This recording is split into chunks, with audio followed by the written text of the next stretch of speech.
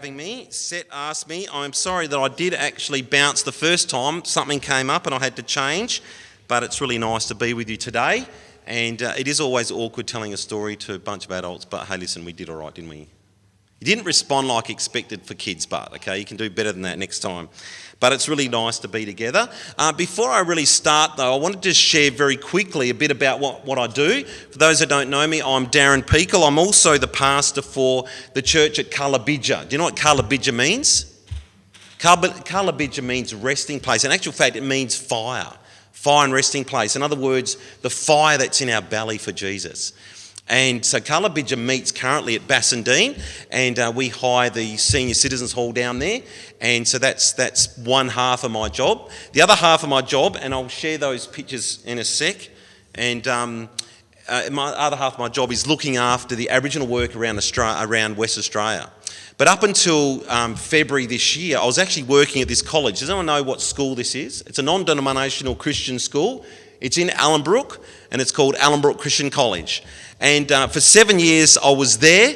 3.5 years I was looking after all the IT. I know it sounds crazy. And for 3.5 years I was the chaplain at the school.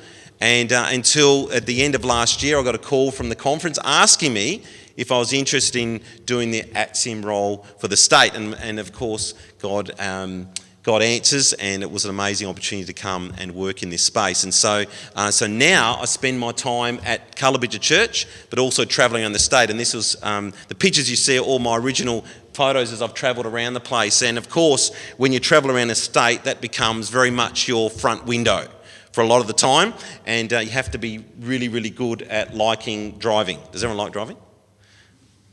Yeah, and I don't mind that as well. But also there's other opportunities. So a lot of visiting. This is Meekatharra Church, and of course people in Walloona, in a little village outside community called Bondini, and some locals in Meekatharra, Trevowingo, and of course part of my role is to partake of funerals, be part of the funerals, and I think I'm about 7 already this year. Now, that doesn't sound many, but they're never in Perth, put it that way. And so I end up at Walloona. I went there for 1, ended up doing 2, and it just happens all the time. And part of my role is also looking after the regionals, and this regional was in Newman, and that is getting our people together on at least once a year in the different communities. And so my role is not to be the pastor of those communities, but to connect with the local pastor and help them with resourcing or just help them do what they do. And so this is in the little town of Newman, which we're having a new pastor there next year. And so my role is to support those areas in that role. Went to Port Hedland this year and had an amazing opportunity to share in a little evangelism series, which they'd actually been working as a church for many months, doing Bible studies in one of the members' homes, feeding every week a group of people, and we baptised 17 people on Sabbath, and so it was wonderful to see 17 people give their hearts to Jesus. This is our new building. For those that haven't seen anything from the conference, this building is in Midland. It's actually the old licensing centre, or the Department of Transport licensing centre in Midland. We purchased it in about September, and this will be the new centre of influence for Cullabidja. So it'll be it'll be open every day. There'll be an op shop. There'll also be other services for Aboriginal people, but it'll just be a centre where we can actually minister to the local community. And so I look forward to that. It's right there in the heart of Midland. There's Midland Gate right here. And in fact, see that little building there? That was the original Midland Church. It's now demolished. But that's where the building is. And so we look forward to moving there. We're not there yet, but there's a lot of work to do. And we actually, on December 10, when you're having your last time with Pastor Malcolm, we're actually having a building dedication on that morning and a free breakfast for the community. And so it looks it's been empty for 8 years, so you can imagine it's been left. So there's a lot of clean up to do. There's been a little bit of vandalism, so we're fixing that up, working with that. But God has really blessed with a building where we can actually do many things, and we're looking forward to that. And so I hope you come down and check us out one day. Will you do that? And come support the church there. And that's the grass. We've had a big, huge clean up inside, just desks, everything's just been left, and so we've had big clean ups out there. One of my other roles is looking after Carolundi Camp, and we haven't had Carolina camp for 3 years, and so this was our first year since 2019 where we had a camp, and of course a baptism on Sabbath, and it was a wonderful time. In Derby, has anyone been to Derby before? Yeah, that little church there was opened around the time Doug Batchelor went to Derby, and it's actually an old bakery, and they bought it right on the main street, and they open their roller door whenever the pastor's there, and people come in for like a tea and toast, and it's open, and there's a great area out the back, a really nice little church, a good community centre, and so it's wonderful that that place can be there, and so we had a little program there, 6-night series. And at the end of it, these people gave their heart to Jesus. And the children, every night I told them a children's story. They'd come up the front, we'd talk to the children's story. At the end, they'd go back and sit in the first 2 rows. And I'd say to the kids, "Now I want you to do the reading of all the verses." So when the verses came up on the screen, they read them out loud. And so they stayed there every night and were engaged and heard the story of Jesus. And so at the end, you can see all the kids. Now there's more work to do with the kids, of course, but at the back you see some adults. And they've given their heart to Jesus, and they will be baptised someday down the track. And so what amazing opportunity to work with those families that are in the community of Mowajem, but also around Derby themselves. A very tough neighbourhood, Derby is.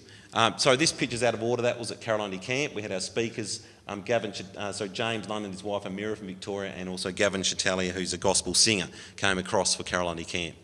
And so before that, this is some pictures around Thursday Island, and I want to just quickly show that. But I had an opportunity to fly as well. We hired this plane. Can anyone guess the age of that plane? So we'll put it into 1970. I'd love it if it was 1979. Which one? Oh, yeah. Which one? 1950, a little bit newer, 1958. The very first model the Cessna made of the 172 had an antique dash, but it took a trip on the boat from Thursday Island to Saibai, to the very top. In fact, if I just zoom back here, from Thursday, we had a church here on Thursday Island and on Moa Island or Kirban Village on Saibai. That trip there was 5.5 hours by boat. Even in a very old plane, we took it down to 1 hour. And then when we actually purchased a plane, it took the trip down to 42 minutes. And so very different sort of travel. And so we did a lot of travelling. But I want to just share, as part of that role, and this is what we're talking about today, part of the role was to actually go into PNG and help to build a clinic in a very remote village. And so we flew from Horn Island to Daru, where we had to clear customs and then go across to a little village of Arufi. And it's right there in a very remote area. This is an area where the clinic they had was not sufficient. Now think about this, ladies. When you're having birth, it's really nice to go somewhere clean. Would you be right? Most of the women there, when they were giving birth, it was being done under a tree. Not very hygienic, and most babies that they lost were lost, or women had issues in childbirth because they didn't even have anywhere hygienic to go and have their baby. And so part of the clinic's idea was having a birthing suite, or ability for them to have clean water, the ability to have somewhere that they can go where the midwife can actually take them, where there's a bit of light, it's just simply clean. And so that was part of the mandate, and so it was actually funded by the South Pacific Division as part of their remote medical outpost. And they would actually pay for the nurse to be there for some time. And so we had worked with Chester Kuma some years ago and identified this area. And so I'd sort of pushed that project on and gave it to one of the pastors I knew in the North Australian Conference, and he moved the whole project along. And we flew in and we looked at the area and worked out what we would do. And so my job was to actually go and do some evangelism, but also help with the clinic. And so I took Dr. Eugene. He said to me, "I'm going there to work on the clinic. I'm not going to do any medical work." But when they got there and found out we had a doctor, they said, "You have to." So they had clinics every day, and he was able to diagnose some things that never would have got diagnosed, and was able to help tremendously in that area. But we had to land in this little tiny airstrip, like a needle in a haystack, really, and landed there. And as we arrived, the Adventist aviation plane was there, and of course a big welcome to there. And I wanted to keep that headdress, they wouldn't let me.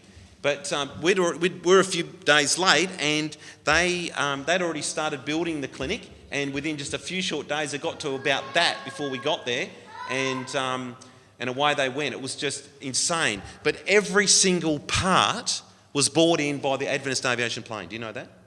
Every single thing you see on that clinic was bought in because they couldn't even though there was a river, they could go by boat. They were worried that everything would be stolen on the way. And so they decided to fly it in, and everything you see on the clinic was all flown in. And the plane would come every day with its load. Everyone would pick up we had no vehicles. And so we picked everything up. You can see there, mattresses, wheelbarrows, solar panel, everything was picked up. There was a big long line, and we'd carry it 2 k's to the side. And you can see the tin. Everyone would pick something up. It was all cut to length, whatever size they could fit in the plane. And everything went in. And they even made, look, this is the Hotel Arufi, and they made this place for us to stay. And just pity the people that didn't snore. That was me, of course. But it was just like a train. But anyway, that's where we lived. And of course, the locals came. There were some Adventists that walked about 3 days to come and spend the week with us. And what an amazing time we had with them. Every single night, we would get together and worship together. This is the school building, and very modern, as you can see. And we went to the school. They gave us the space, and we worshipped every day in a village that had no Adventist presence at all. And it was a Sunday church there, and every night these were Adventists that came from other villages, and they sang. Do you know what their favourite song was? Father Abraham. They had 1,000 sons. Anyway, and we preached every night, and the clinic kept building. Yes, I did a little bit of work, you can see that.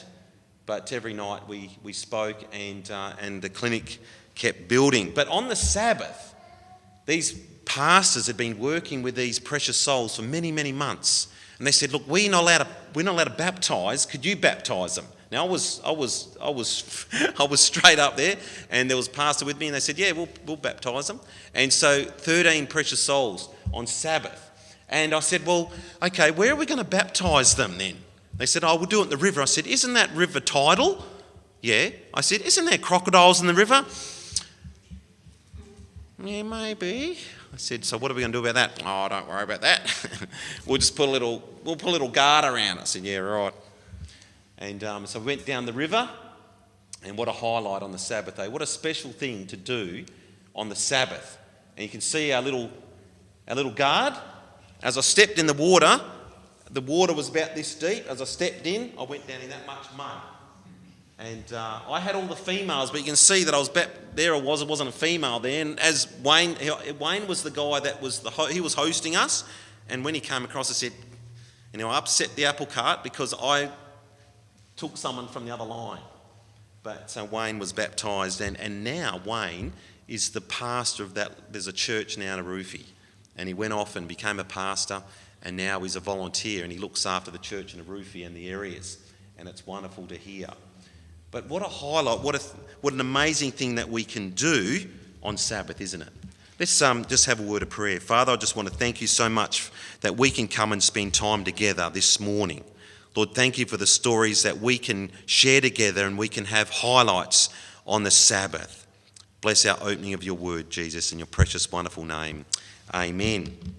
Amen. Now, I do want to just share that as part of my role. I want to share that if you ever want to work in Aboriginal areas in your area, we have some amazing resources. This is an at-sim Bible. There's some beautiful posters in there. It's actually the CEV, or Contemporary English Version. It's more wordy, but it actually is easy to read. Literacy is one of our biggest problems in Aboriginal areas. And so that Bible you can get from the ABC, but let me just say, if you come to me, it's better for you. How about that? Also, we have these little tracks that Thrabien printed. They're like glow tracks, and they've been rewritten in easier English. Now, these would be great for anyone who has maybe English as a second language. So you can actually get these, and also, I missed them, but I've got some beautiful postcards. Come and ask me about them. Some beautiful postcards that has a... I'm just going to hold on. Is that okay?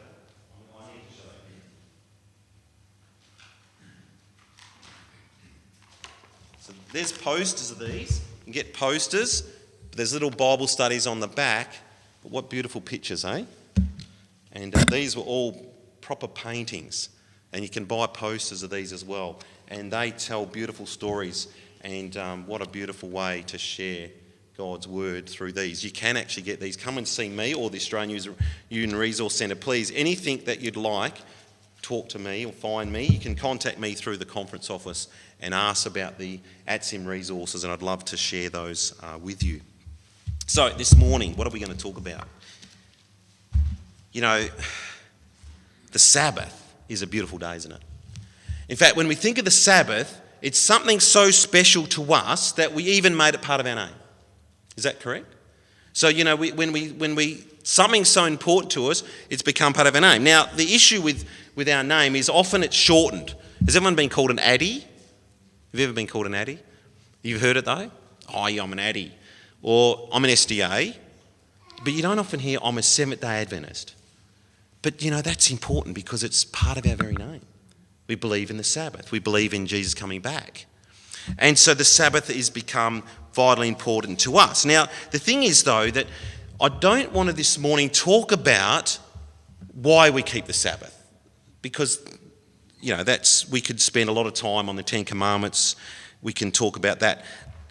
The only thing I'm going to say about that is this, and this only came to my attention just recently. If God was to speak the Ten Commandments, God's not going to waste words. Would you agree? He doesn't speak to the humans very often, but when he did, he wants to speak clearly.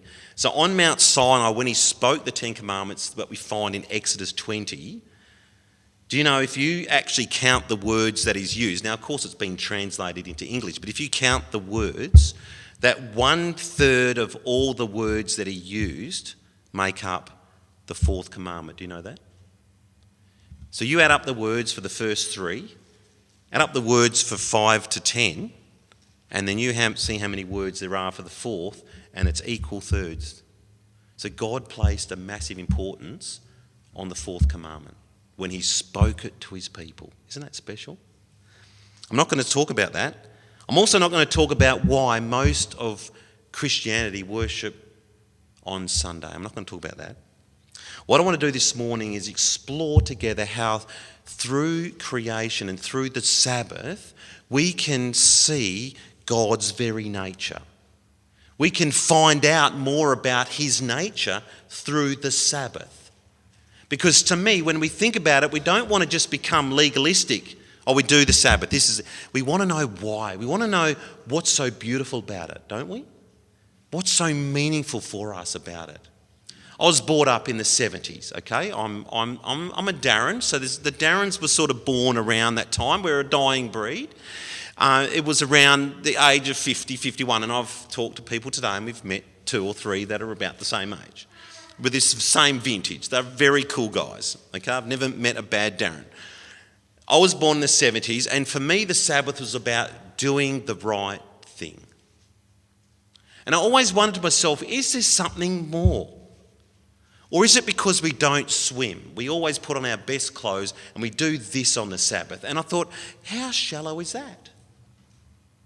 Now, Jesus said himself, the Sabbath was made for man, not man for the Sabbath. So when we do it just for the idea of doing, are we doing it for us or are we doing it for display?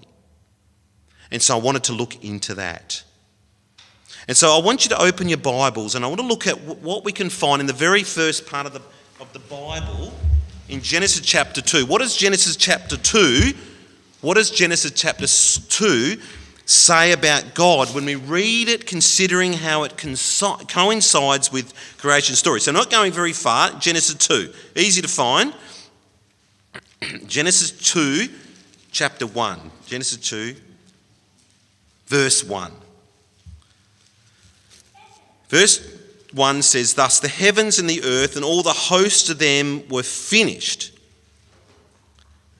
What was finished? What was finished? The creation had finished. And on the 7th day, God ended his work which he had done, and he what?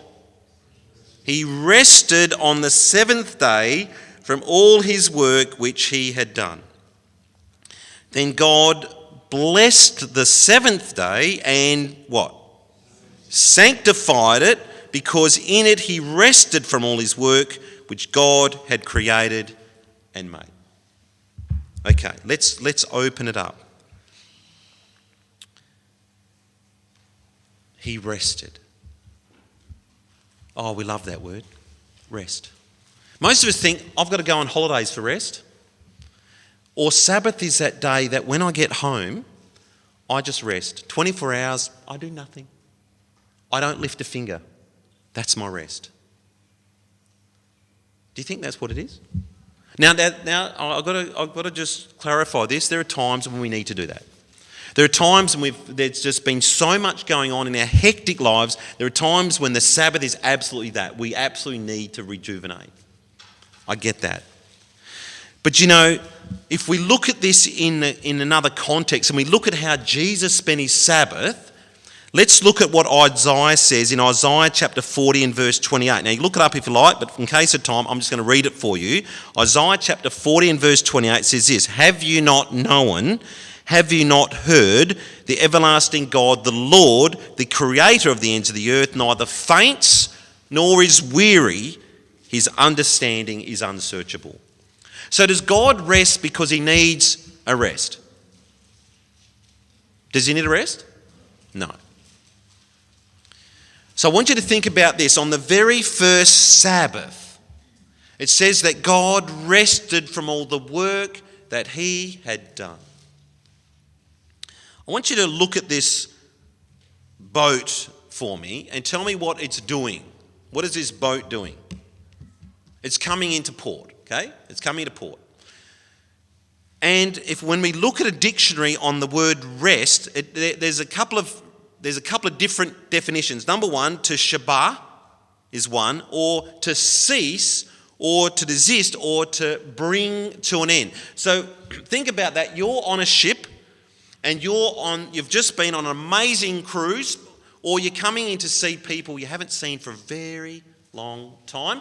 And as the ship comes in, the ship comes to rest at the dock. Is that correct? Or you could be on a train and you've been on a very long journey, and as the train comes in to the station, it actually is pulling up, it's ceasing the journey and it's coming to rest. Now we all understand that, don't we? But what happens after that?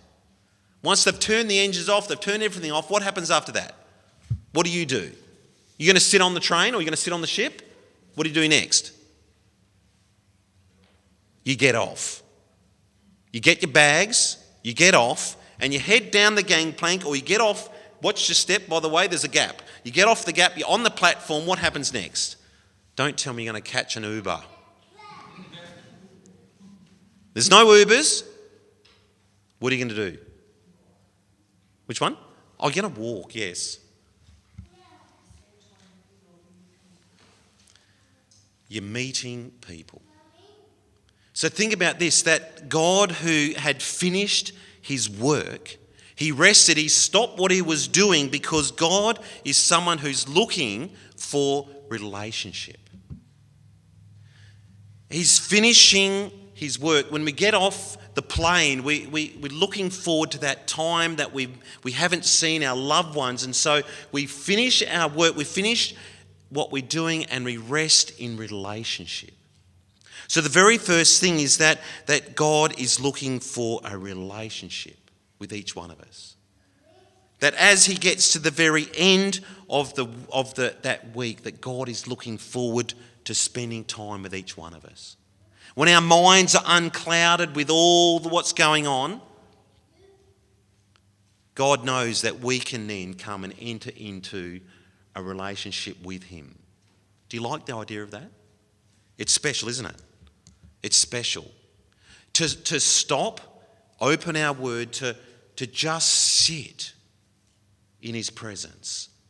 To just sit. It's this idea when we're shifting from work to rest, coming from a journey, seeing our loved ones. It doesn't come from nowhere. It comes after the end of something. God ceased his work of creation to spend time with his creation, We see God coming into an enduring relationship with creation. And so God wants this relationship. Imagine this idea of an awesome, majestic God somehow making this relationship with us. And I want to just demonstrate this for a minute. Has anyone been into a cathedral? Have you ever walked in? What was the first thing you did? You walked into a cathedral. Did you shout? Oh, no. You walked in there and you just was awed by the awesome, majestic of the cathedral. Now, they were designed in such a way that as you walked in there, that you felt that you were tiny. That up there somewhere was God. He was in the roof.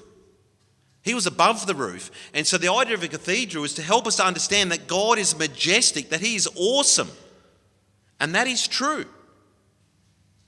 But the Sabbath tells us that God is the kind of God that would prefer to come and sit on a little chair amongst his little ones. As I was working at the school, I would often spend at least once a week in a classroom. And as I walked into the school, I'd look for the smallest chair, one of the kids' chairs, and I'd pull it up the front and I'd sit on the chair and I'd say to them, I need you on the mat. There were some kids that wanted to sit up the back in their desk. I'd say, no, you've got to, Mr. Peakall's here now, come down here. And I'd sit them on the mat and I'd say, and this is before COVID obviously, I'd say, sit down here because I need to see into your eyes.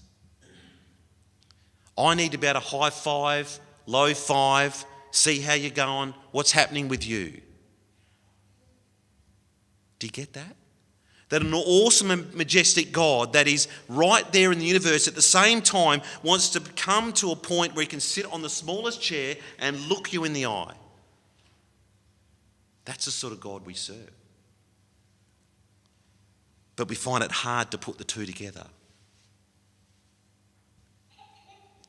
A majestic God with awesome power that kind of veils in a way so he can have this personal relationship with us every week on Sabbath.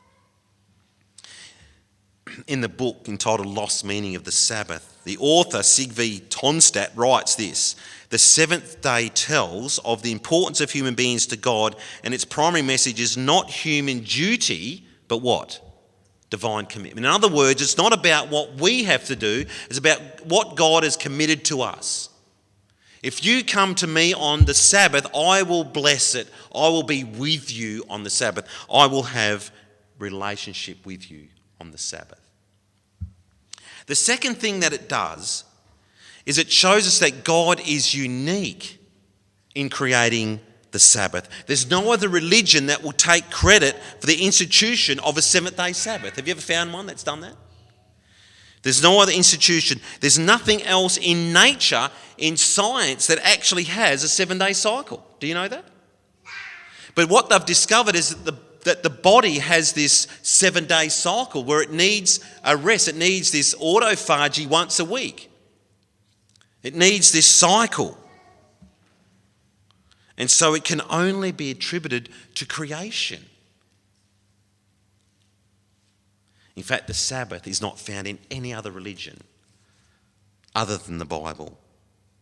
And so the Sabbath itself is unique in that we view it at the end of the week, a reward for working hard.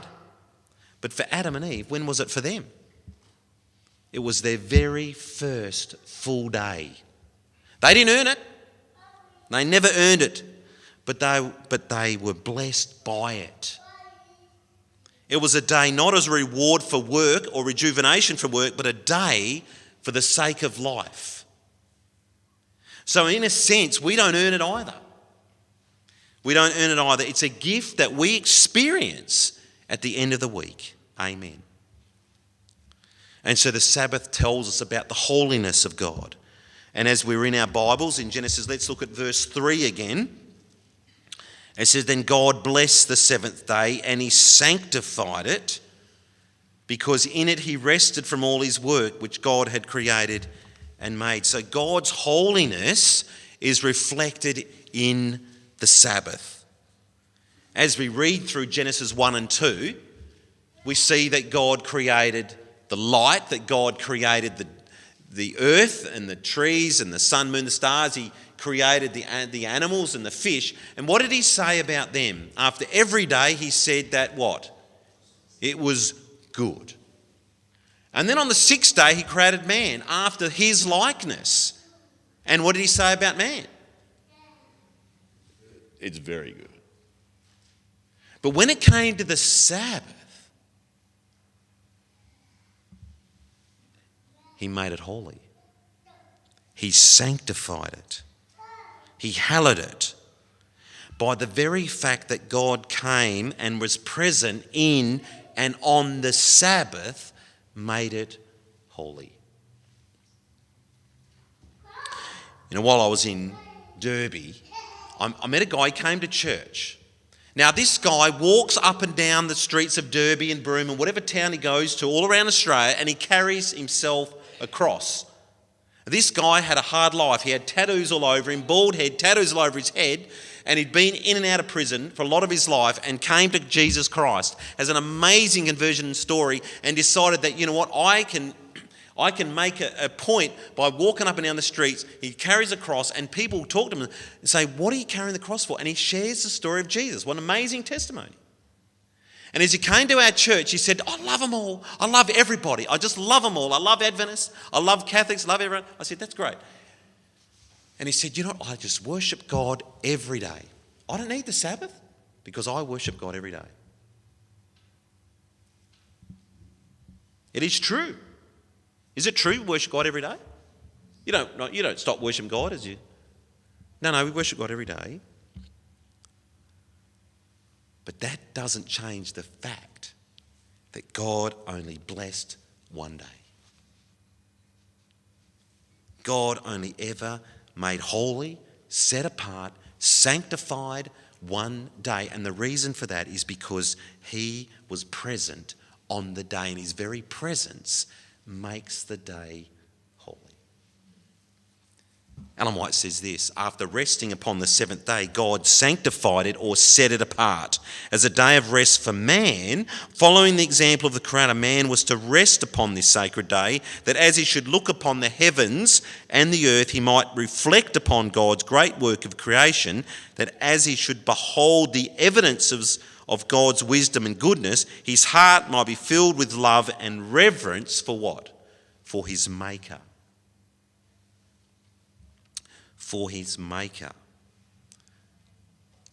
And so the fourth thing is that it tells us that creation had a purpose. That what God finishes, he completes. What he starts, he completes. That creation wasn't a random act. It wasn't some big bang. There wasn't some random chaotic event that keeps going on and on and on. That God has this definite beginning and a deliberate end to creation. There was 6 days. In it, this was done and that was done and that was it. So the Sabbath becomes a capstone to creation. It becomes a crowning glory to creation. And so it follows on to the next one, that God is a God of order, that God has a deliberate purpose, that God did not need to be introduced. You know, many other gods that are studied, Buddhism or whatever, that they actually have a thing called, they call a theogony, a theology of the God. But nowhere in the Bible do you find a theogony, because in Genesis 1:1, it just assumes that God exists. That God is God.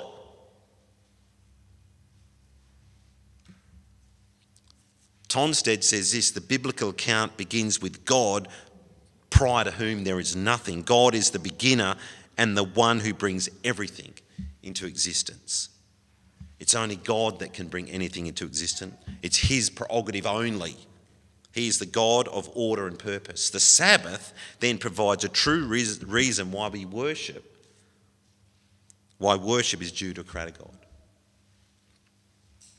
And so then we also see that by the very act of God spending time in Sabbath with humankind, he's placed himself in our history. See, God is not a God of time zones. He's not a God of dimensions. And God placed himself in our history. God is omniscient, he's omnipresent, he's omnipotent, but he placed himself in our time, in this enduring, this ongoing, this every week, every Sabbath. God places himself with us. And so God wanted to be with his people. And God saw that a Sabbath was essential for man, even in paradise. He needed to lay aside his own interests and pursuits for one day of the 7, that he might more fully contemplate the works of God and meditate upon his power and goodness. He needed a Sabbath to remind him more vividly of God and to awaken gratitude, because all that he enjoyed and possessed came from the beneficent hand of the Creator. As I was working in Port Hedland, I met with a couple. Their names are Brenique and Audrey, and they actually also go to Clarkson when they're there. They'd been in New Zealand, and Brenique had this incredible, and both of them had incredible conversions in New Zealand. From addicted to drugs and alcohol to just self-abuse. Brenique came head to head with a God that would reach him on the Sabbath. And Audrey, who'd been brought up in Sunday-keeping churches, at the same time they went to a little country church and found the Sabbath.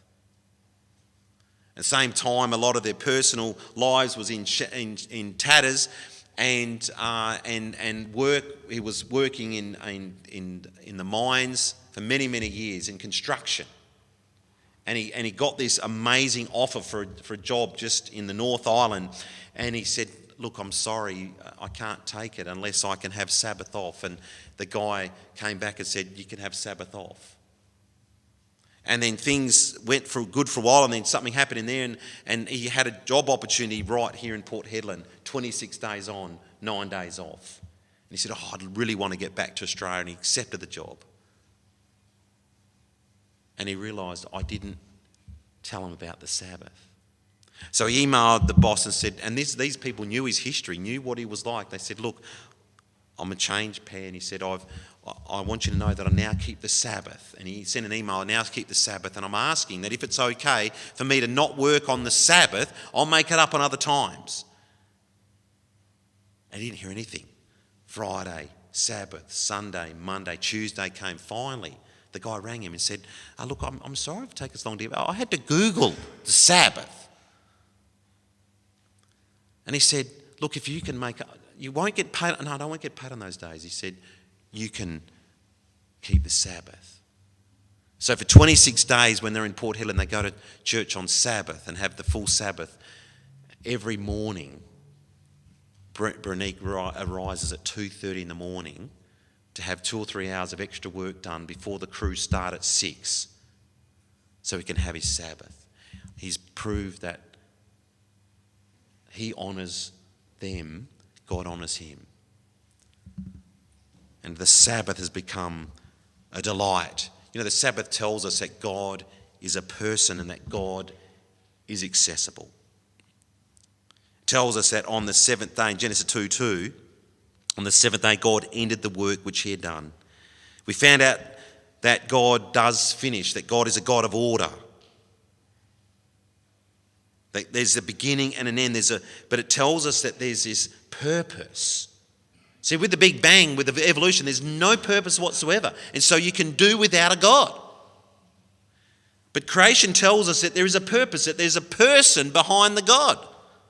There's a limit, that only a God that is a person can actually place a limit on creation. There's no random act. It's a creation by God that has no parallel. And so the Sabbath speaks of a completed work to highlight that God had this definite, limited design in mind. The Sabbath stands out purely by the fact that God ended his work. An impersonal force of evolution cannot do that. It cannot be free to make that choice. So although we can see omnipotent power working in the creation, we can see that the rest on the 7th day serves an expression of God's personhood more than his infinite power. Do you get that? It's more about his person. So the Sabbath shows that God has made himself close to us. Unlike the cathedrals, he wants to be down on the chair beside us. He wants to be accessible to us. He wants to spend time with us. He wants to comfort those in hospital. He wants to be there with us. I like a God like that. You know, in these very short verses, we can see that God created the Sabbath for relationship. That the Sabbath is unique. It's holy. That God completes what he starts. There's a limit to his creation. It had a definite purpose. That we are a definite purpose. That we have purpose in our life. And so the Sabbath indicates order, and that God enters history when he steps into our time every Sabbath. And the Sabbath indicates that God is accessible to us, that God is a person. And so the Sabbath becomes a huge blessing to each one of us. Sadly, many people don't know about it. And many of us, like me, have struggled to truly understand it. What is the true Sabbath meaning for me?